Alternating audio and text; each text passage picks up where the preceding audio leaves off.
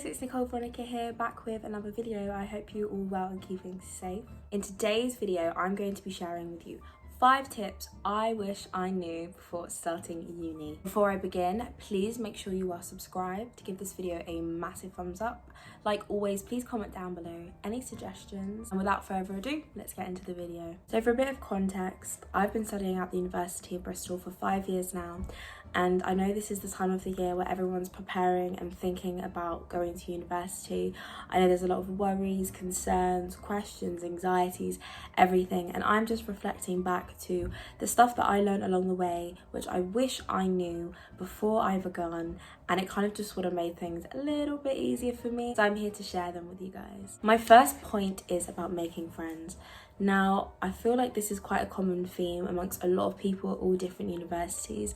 There's such a rush and a worry about making friends. You know, will I find my people? I'm the only one from my school that's gone to this university. I'm scared I won't find my kind of people who have my kind of humour, my kind of jokes.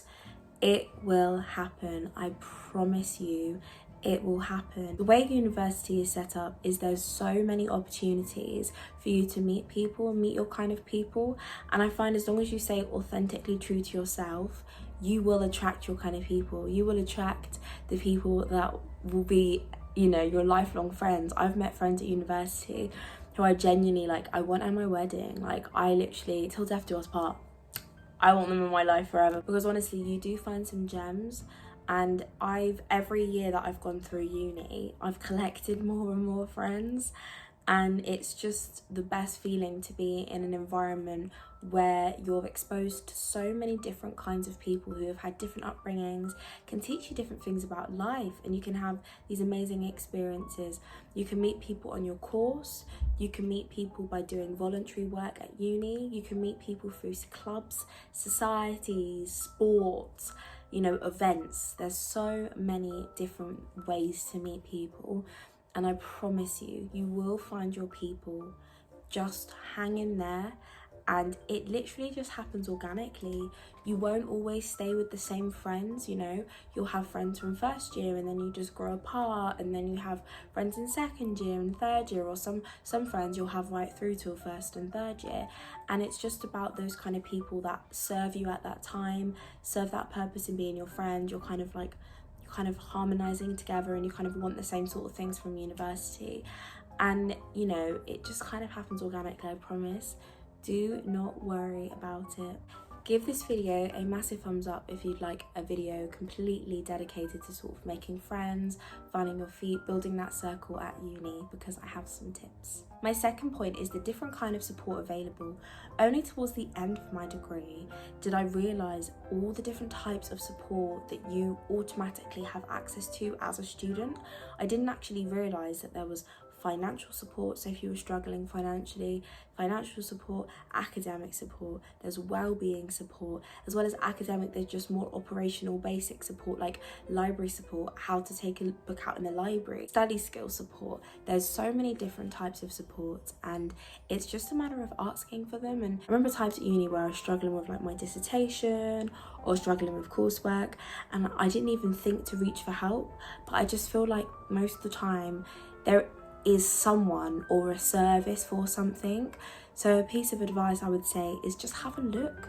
You know, type your university and then say, I don't know, if you wanted help with essay writing, type university and then put essay writing and see what comes up. So moral of the story, just ask, because I can guarantee there is at least someone for something. My third point is the weight of using student finance. So this is more of a UK specific kind of fear and anxiety, and I kind of had that projected on me by some of my friends who didn't go uni, as well as some family members who were kind of like, why would you get into thousands and thousands of pounds of debt when you can just go straight into work? And I kind of remember feeling a little bit worried, and you kind of think like, oh my god, I'm going to be in debt thousands and thousands of pounds. But it's really not that big of a deal.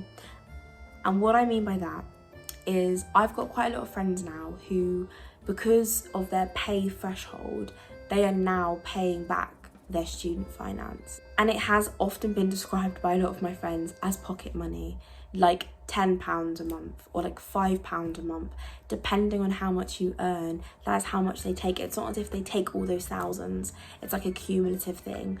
And I know a lot of people are put off by the whole student finance system and the fact that you're borrowing money you don't have. But honestly, in my opinion, from my experiences that I've gained, I think it was worth it. I wouldn't have been able to have gone to university without it. I feel like we're quite lucky in this country to have it. I know it's not a perfect system and I know that it is flawed, and I know that like there's so much stuff that needs to be corrected in that system, but the premise of it has been so beneficial for a lot of students. So yeah, my takeaway from that would just be enjoy uni, try not to worry about the whole student finance sort of thing, because it's like you're there already, you are there, enjoy it, make the most of it. My fourth point is about note taking in lectures. Oh my god, if I could scream to first year Nicole and say, girl, you do not need to be a scribe and write down every single thing in the lectures. You do not need to do that. I remember spending hours just typing up what was on the presentation, typing up what was said. Don't get me wrong, they do say some important stuff that is relevant to your course. When the lecturers do speak, there are certain points where you're like, I need to know that for an assessment or for like a certain piece of like coursework or an exam or something, but I'm telling you, you do not need to write everything down. I think it's more beneficial to be more of an active listener. So if there's a way that you can already have the notes and then be like annotating, highlighting and sort of contributing more as opposed to just being there to typing, I find it just goes in a lot more if you're sort of listening, contributing instead of worrying about typing the notes. The thing is, I never looked back on those notes. I spent so long writing those notes and I never ever looked back on them. So I would say, do not worry about having to write everything down. Write the key pieces of information down. Make sure there's some way of getting the notes. If you have to record it on an app like your voice memos or something, that could be useful to like play it back. But definitely engage, be an active listener, not a typewriter.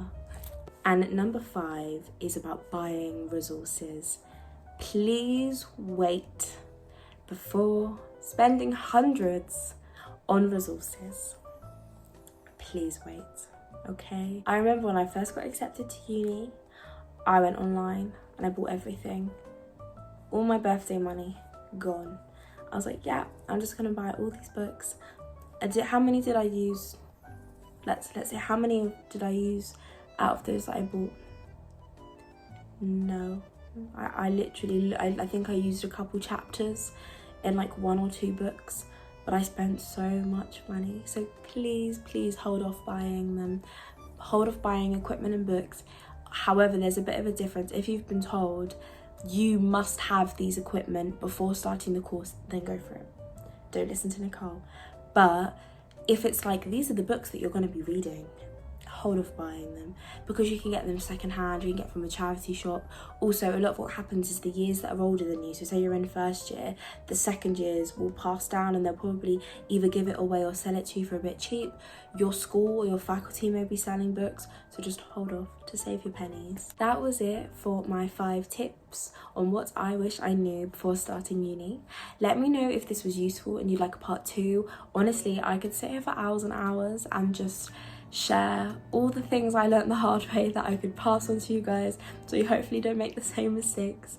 But even if you do, it's fine. It's a learning curve. You live and you learn, and that's completely fine. Like always, please make sure you give this video a massive thumbs up. Make sure you're subscribed. Comment down below any suggestions, and I will see you guys in the next video. Bye.